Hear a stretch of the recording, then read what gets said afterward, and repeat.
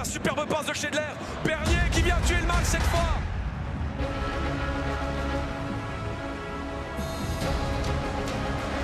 Ouais, la déception quand même. Elle est légitime, Regardez, hein, elle est regardez légitime. Il les restait réactions. une petite marche, il le restait. Et ils ne sont pas parvenus à la surmonter. Trop court. Voilà deux mots qui résonnent en principauté depuis quelques saisons maintenant.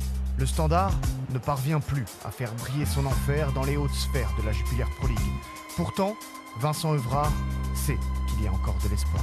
Tout le monde qui a été dans le stade, ils ont ressenti cette envie de beaucoup de gens, qu'on y était presque, le stade était prêt à exploser, mais on n'a pas su le faire, tu vois. Et ça, je pense que c'est un processus, tu ne vas pas de là à là en 2 jours. Je pense qu'on doit accepter que de temps en temps, tu trébuches encore et tu dois recommencer, apprendre de ça et grandir après.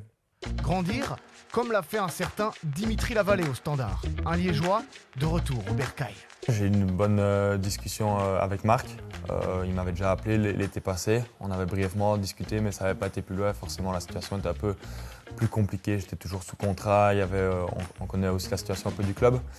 Et il m'a recontacté ici. On s'est recroisé au Standard Anderlecht. J'étais ici présent, notamment quand j'étais blessé. J'avais croisé Martin, avec qui j'avais joué chez les jeunes. On avait un peu discuté.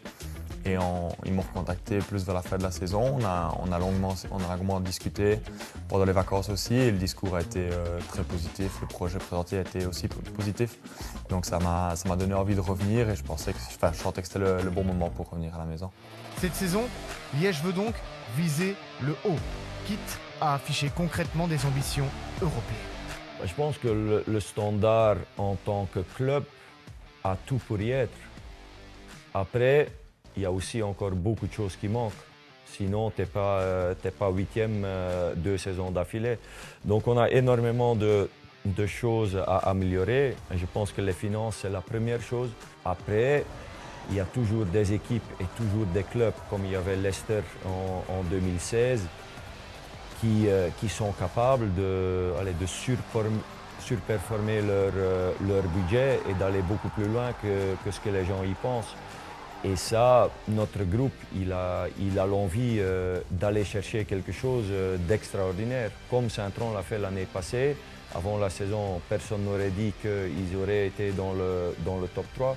Donc c'est possible de faire quelque chose. Après, avec les moyens que nous on a, prester quelque chose de durable ou être d'une manière consistante et conséquente dans le top 3, c'est pas possible avec les moyens qu'on a maintenant. Est-ce que c'est possible de surprester ça sur une saison et quand même rentrer dans le top 5?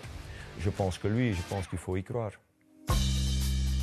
Je veux dire, le Standard doit être en Europe chaque année pour moi. Un club comme le Standard, avec des supporters comme on a, je veux dire, on doit pouvoir leur rendre l'Europe.